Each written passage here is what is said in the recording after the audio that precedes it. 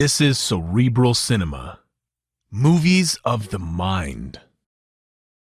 Get this and get it straight. Crime is a sucker's road, and those who travel it wind up in the gut of the prison or the grave. This time, everything that happened from the orange-haired man with a map past the oaf with a pitchfork to the body at the covered bridge was wrong. Dead wrong. From the pen of Raymond Chandler, outstanding author of crime fiction, comes his most famous character in The Adventures of Philip Marlowe.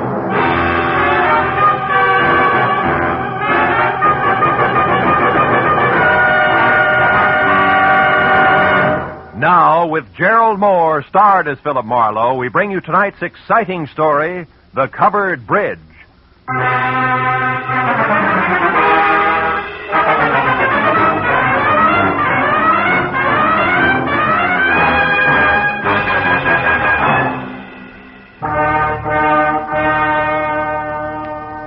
You know, every once in a while, into the life of one Philip Marlowe, a little peace and quiet must fall.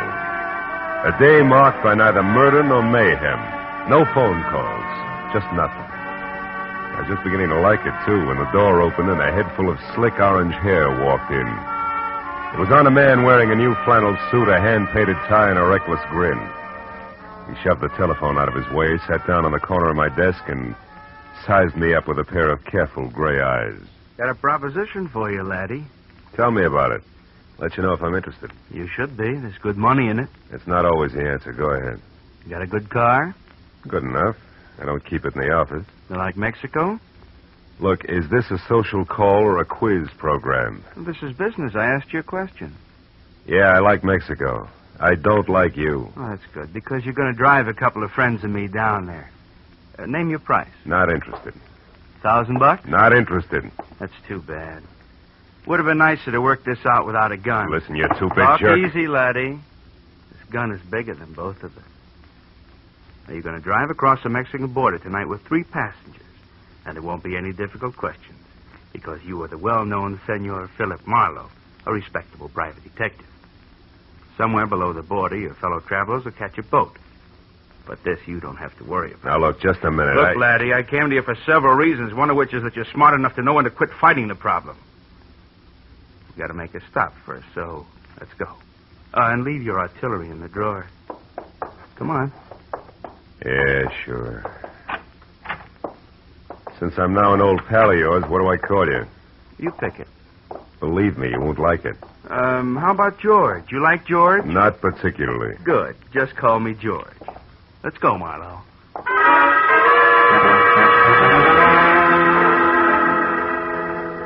We nodded at the elevator girl, waved goodbye to the kid in the parking lot, and headed south on Highway 101. All with the front of that Mauser nudging my kidney. It was screwy, but I was on my way to Mexico. Don't get ambitious, Marlowe. Not too fast, not too slow. Just keep it rolling, nice and steady. I did what I was told and watched for a break. For every foot of 100 miles down the coast. At Oceanside, we cut inland past Escondido and up into the citrus country. Once he dug a little map from his pocket and studied it while we headed into the hills where farms were farther apart. George was busy looking for a turnoff when my chance came, and it came fast. My foot slammed down hard on the brake. George's head struck the windshield, and the gun slipped out of his hand. I dropped 2 wheels in the ditch, but I got the gun. He took one look, then jumped out and ran in a low crouch for the back of the car. Before I could follow him, I heard the truck coming. It was a big 2-section job rolling fast. It topped the rise just as George pivoted toward the road. The truck driver must have seen him just as he hit, because the air brakes locked on all 26 wheels at the same time.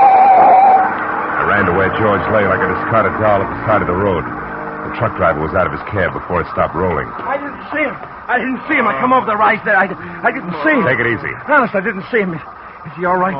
He ain't dead, is he? No, he isn't. He won't be walking much anymore. It wasn't my fault, Mr. Honest. I know it wasn't. Get hold of yourself. Gosh, what should we do? I want you to drive to the nearest phone and get the police, then come back. Here's my card. Give it to the troopers. Tell them they can reach me at my office. Yeah, what are you going to do? If I can figure out how to read this map of his, I'm going to pay a call on a couple of people who are expecting this guy. Maybe it's just a stubborn streak, but when I'm being used as a patsy, I like to meet the people involved.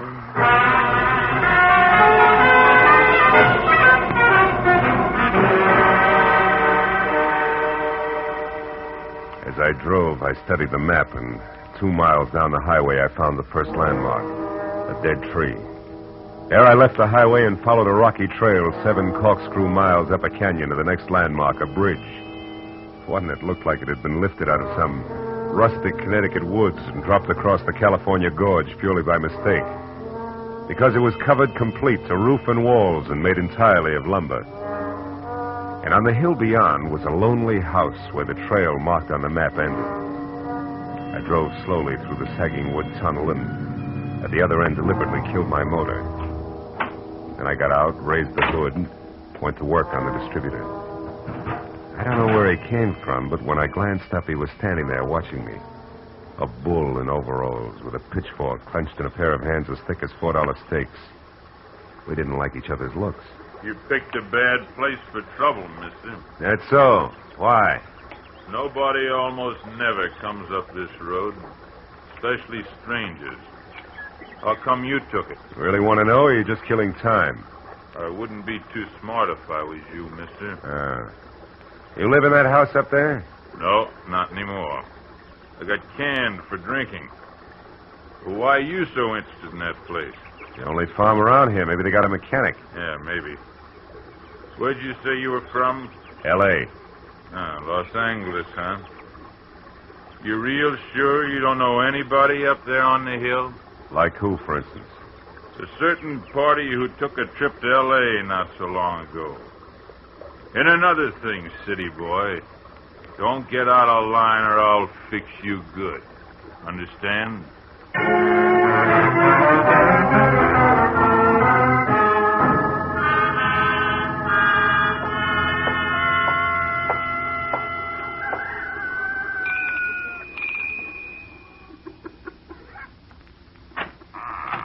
Yes? Oh, yes. No, I mean, how do you do? You want something? Yes, my car stalled at the bottom of the hill. Dolly, who is it? Who's there? A man, Uncle Walter. He says his car broke down. What's that? Your car broke down, you say? Yeah, I don't know what went wrong, Mr. My name is Brule, Walter Brule. Oh, I'm glad to know you. I'm Philip Marlowe. What are you doing on this road, Mr. Marlowe? I thought it was a shortcut. Did you? Well, you were wrong.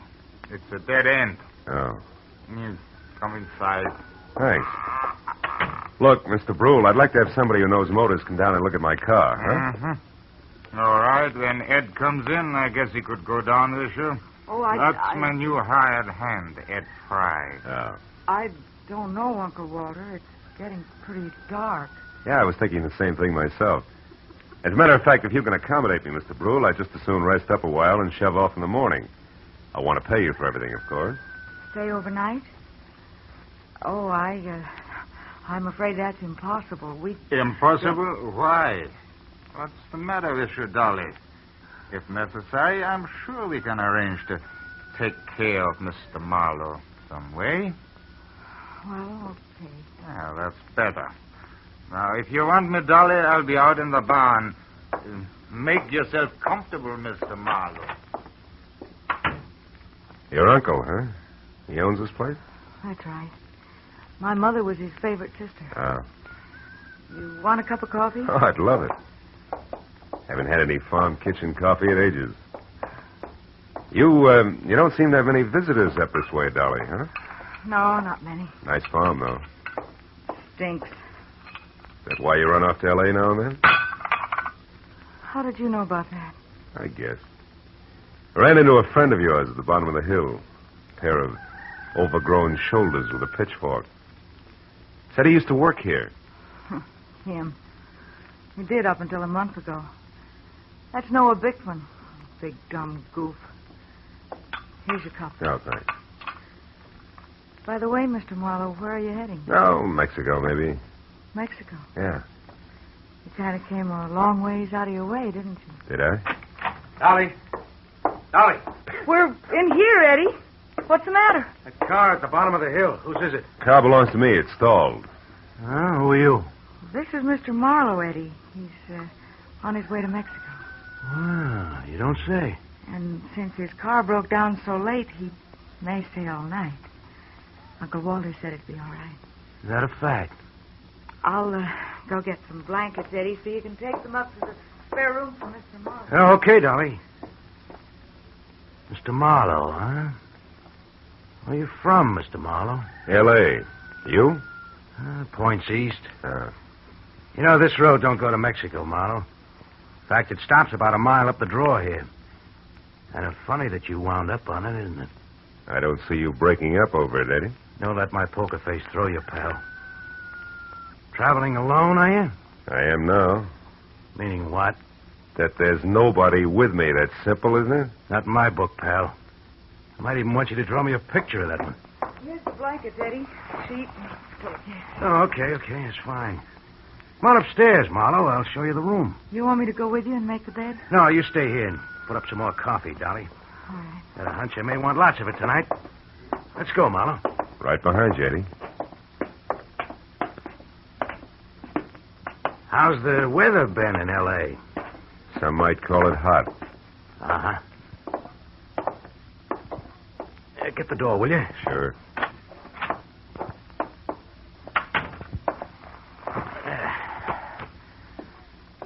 Okay, how come it's you, pal? I got good credentials, a car, and a tight yap. You better be right on all three. How'd you find me? Little map, Eddie. From Escondido to the dead tree to the covered bridge, and then up here it's a cinch. Why'd you show alone? Where's Red? Got to meet us at the border. It's a bum fit, pal. It's not in the book. Why? Yeah, some kind of a last-minute jam with the boat. Oh, that jerk. He's had a month to line this up while I've been holed up out here in the sticks making like a farmhand. Well, better work, that's all. If we're picked up this time, it's curtains. Oh, incidentally, you got a gun, haven't you? Yeah, sure. Let's see it. No dice, Eddie. Red didn't tell me everything, just enough. So? So you'll get your money's worth. I'll do what I'm supposed to do and no questions asked, for my little automatic and I stick together regardless, real close, together. Okay, Marlowe. Suit yourself. I will. And something else. The rest of the company is going along. Is that all set?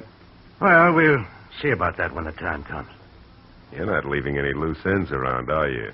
It's not your worry, pal. We'll get out of here around 11. Oh, and that routine about your car being stalled, it is a gag, I hope. Oh, sure, it won't start. If anybody tries, but in 10 seconds with a screwdriver, I can fix it. You're okay, Marlowe. Just keep playing your game. Yeah, I will. Maybe then I'll find out what the score is, after all. Huh? You might at that. Come on, let's eat.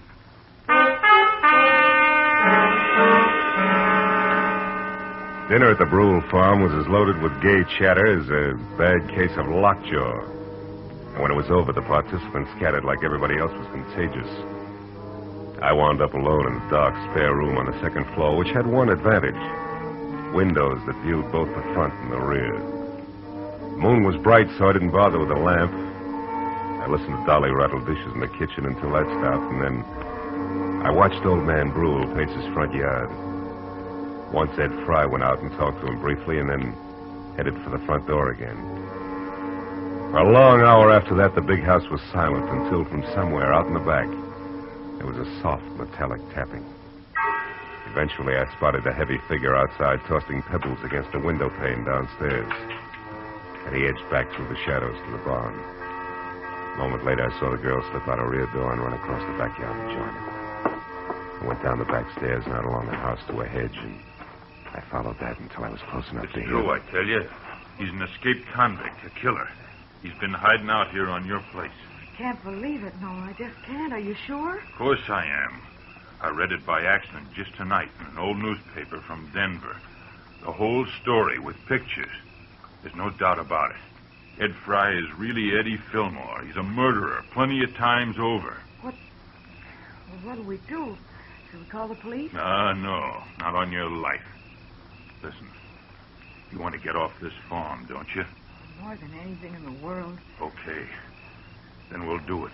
Together, Dolly. I didn't tell another soul about this. You know why? Because they put out a reward. A big one for him. $2,500. And we're going to get it. Just us, you and me. But how, Noah? How can we possibly... What's that? Did you hear that, Noah? That's nothing. It's one of the cats, maybe. Look. You've been taking walks with him lately, Dolly. Well, Yes, I have, Noah, but... Well, never mind that now. Just get him to take another one right away. Get him to walk you down to Pritchard's house. I'll be waiting there, and as soon as you get inside, I'll jump him. You'll never know what hit him. Will you do it? Pritchard's house? Yeah. Well, I'll try. You give me some time to persuade him. Sure. Oh, I knew you'd see things my way, honey. No. Oh, boy, with that reward money, there'll be no stopping us. You better go in now before they miss you. Okay. I'll get him there just as soon as I can.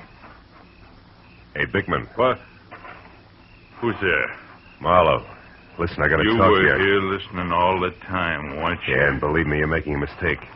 You're playing with dynamite, Bickman. You two are nuts to tackle that guy alone. He's too tough for you. So you want to help so you can cut yourself in on the reward, that's all. Well, it ain't gonna work. Don't be a sap. He's covered himself. There's somebody else in with him. Somebody around here. He's got an ally. You two try to grab him, and you're going to be in trouble. You're lying. He's been hiding out all alone, and we're gonna get him, Dolly and me, by ourselves. And if you try to horn in, mister, so help me, I'll beat your brains. Cut it out. Reward or no reward, you got to listen to me. I got enough. No! Maybe that'll teach you not to stick your nose in, city boy.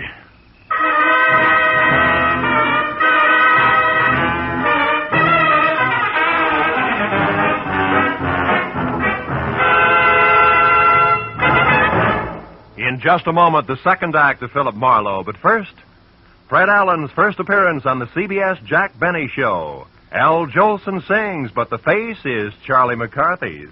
Andy of Amos and Andy goes on trial for deserting his bride by mistake. Those are three headlines that guarantee you a world of fun on CBS tomorrow night. Yes, this third Sunday of the new year will be an all-time high in radio entertainment. Hear them all on CBS tomorrow night.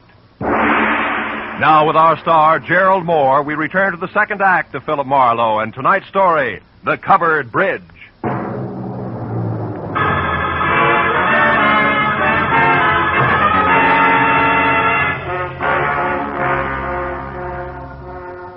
I didn't pass out. But my jaw hurt and my legs moved like they were rubber. Now I had to find the roving Walter Brule because he should know where Pritchard's house was, where the ambitious team of Dolly and Noah might be biting off a lot more than they could chew, healthy 4-H teeth notwithstanding. Mr. Brule! Mr. Brule! Yeah? Hello? Who is it? Marlowe! Come here a minute, will you? It's important. Yeah, it's important. What is it, Mr. Marlowe? Your face. What's this? It's your friend Noah. We had a few words. Noah Bickman? He was no friend of mine. Yeah, he's no friend of mine either. Look, Brule, I'm going to have to trust you. I've got no choice. Bickman found out Ed Fry is really an undesirable named Eddie Fillmore is wanted for the police by murder. Murder? And he wants to trap him for a $2,500 reward that's been posted and didn't want me in the way. No. Now, look. I'm not a passing tourist with motor trouble, but a private detective. Tell me, who is Pritchard and where does he live? Richard? Where does he live? Mr. Marlowe, somebody has been making a joke on you. Elihu Pritchard died 20 years ago. He lived right in this house where I do today. This is Pritchard's house here? Oh, Pritchard's house? No. That is down the road near your car. The covered bridge. That is Pritchard's house. The bridge? Ah, you see, Elihu Pritchard was from New England, and he had a covered bridge on his farm there, so he wanted one here. He built it himself day by day, a board here, a nail there. Oh, and since he spent so much time at it, people call the bridge his house. Is that it? Yeah, exactly. But then, why is it important? Because of a meeting, Mr. Brule, a get-together that I don't think is going to be on the quiet side. Let me borrow your flashlight, will you? Sure. Now get back inside and call the police. But what are you going to do? Reinforce the reward happy sweethearts and keep an eye out for someone I haven't met yet. A third party Eddie Fillmore plans to tour Mexico with.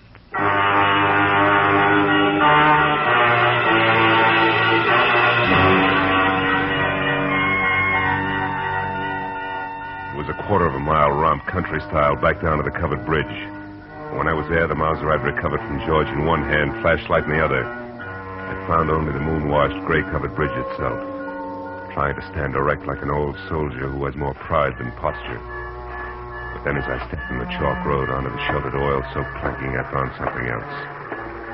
Inside and face down was Noah Bickman. And lying nearby, the red-stained, icy fingers of the pitchfork that had killed him. I started to move closer. But then footsteps from the road behind suggested that I do different, so I moved quickly back to the bridge entrance, flattened myself into a narrow shadow, and waited. Noah? Noah, is that you? It's Marlowe, Dolly. What? Mr. Marlowe, what are you doing here? Well, why are you down at the bridge at this hour? Where's Noah? He's dead, Dolly. Was dead? He's in there, but don't go inside. Look, I tried to stop him, believe me. Stop him from Don't what? bother, baby. I know about Fry being Fillmore, the reward, all of it. What? How? Well, first of all, I'm a private detective from L.A. who was dragged into this by an ex-buddy of Fillmore's. Second, I was in the barn when you and Noah made your plans. When you left, I tried to talk Noah into accepting my help. Why? Because I know what Fillmore's kind is like. I mix with them every day. I know how they work. Look, did you tell Fillmore to meet you here, yes or no? No. No, I couldn't find him. I've been looking since I left the barn every place. That's why you came down here just now? Yes. I wanted to tell Noah that our plan would have to be postponed. But what difference does all this make? I don't know. Maybe a little, maybe a lot. If Fillmore had known about this rendezvous you two planned, it'd be 20 to 1 that he got here ahead of schedule and took care of Noah. But since he didn't... Well, since he didn't, I'm betting on a third party, someone we haven't met yet. A third party? Yeah, now listen to me and do just as I say. Turn around and walk straight back up to the house, and when you get there, get inside and stay put. But, Marlowe, what if... Go on, fast. All right. But be careful, Marlowe. Whoever killed Noah won't hesitate to kill you, too. When she started back up the road, I turned toward the bridge again. My flashlight following the dusty white footprints on the freshly oiled planking leading to the dead man. I stood over him, the circle of light sweeping the area around him. There was just one thing I had to know. Marlowe! Marlowe! It's me, Walter Bull. What are you doing down here? I thought you might need help, so after I called the police, I got my rifle and came down here, and I... Bickman? Yeah, he's dead. The prongs on that fork went right through him. How terrible. Yeah. Look, Brule, was this planking freshly oiled today? Yeah? Why? I just wanted to make sure those chalk footprints were made today. But what do Brule, footprints... you stay here and see that no one enters the bridge. But where are you going? Up to your house in a hurry, because I think I know who the killer and the third party is.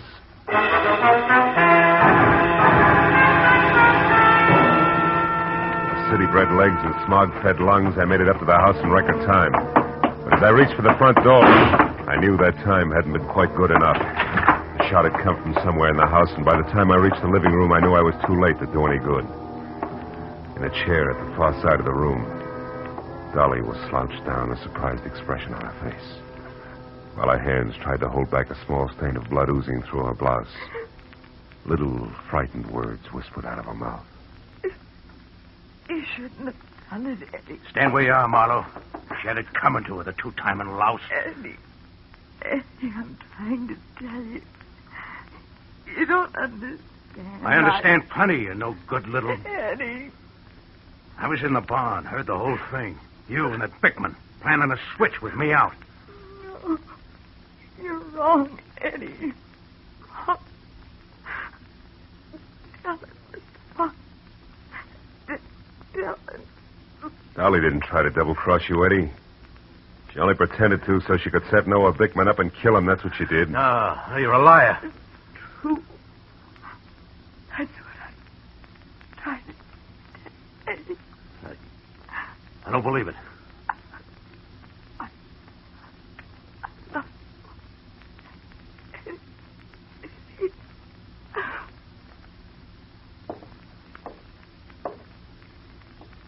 Dolly. Is that true, Marlowe? She didn't cross me. She was trying to help me. That's right, Fillmore. Bickman found out who you were and wanted the $2,500 you were worth, dead or alive. Dolly had to play him along for your sake. Should have listened to her. I should have listened. How do you know all this, Marlowe? Found Dolly's footprints inside the covered bridge. Proof she'd been there before I found Bickman's body. Yeah. And you knew who I was, so you put it all together. Well, you're holding the gun, kid. What's the next move? Doesn't matter much anymore. I could still lam out of here for Mexico. Somehow I don't want to. Not without Dolly. Phone the police, Marlowe. I'm not going anywhere. It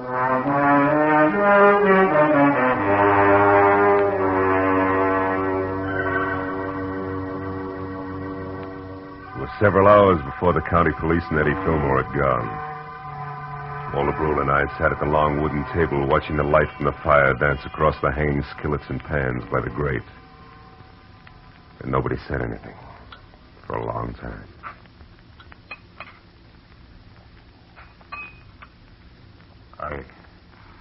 I suppose hot apple pie at 4 a.m. seems odd to a man from the city. Not at all. 4 a.m, sometimes the middle of the day in the city. Yeah. More coffee, Mr. Marlowe? Yeah, please. Thanks. You know, Dolly wasn't really a bad girl. It was just that sometimes she didn't think, and... A woman who loves like that doesn't think, Mr. Brule. She just feels. Maybe in some way it is my fault, the whole thing. No.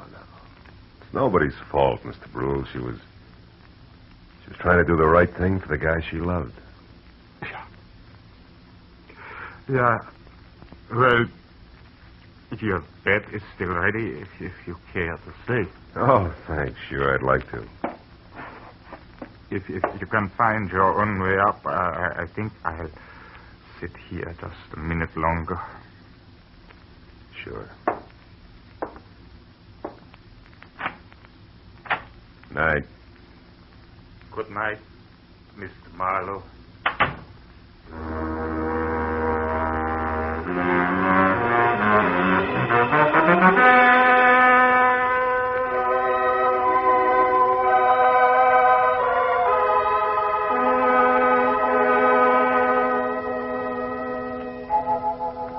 As I sat looking out over the starlit countryside, I thought of all the great love stories written about the good people who love, live, and suffer. And then the pathetic face of Dolly and the pain-racked face of Eddie said, "What about us?" And I had no answer. Yeah, chalk up another one, Marlowe. Another one of those things for which there is no answer.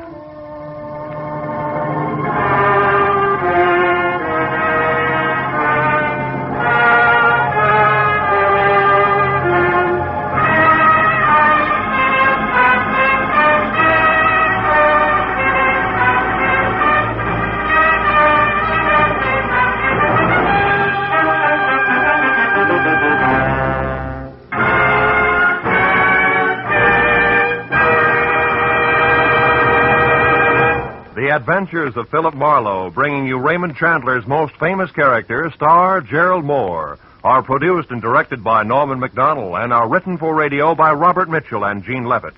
Featured in the cast were Vivi Janis, Ben Wright, Jack Moyles, Wilms Herbert, Jack Crucian, and Barney Phillips.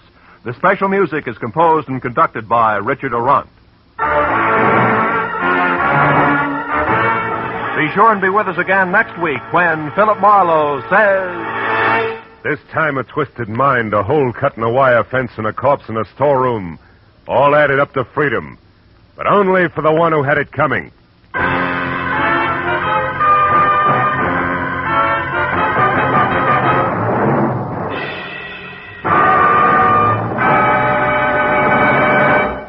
event you've been waiting for. Fred Allen's first visit to the CBS Jack Benny Show will take place tomorrow night. Yes, the most famous guest appearance in radio, the Fred Allen Jack Benny Act, will be heard on all of the CBS stations tomorrow night. This is Roy Rowan speaking. Now, stay tuned for Gangbusters, which follows over most of these same CBS stations. This is CBS, the Columbia Broadcasting System.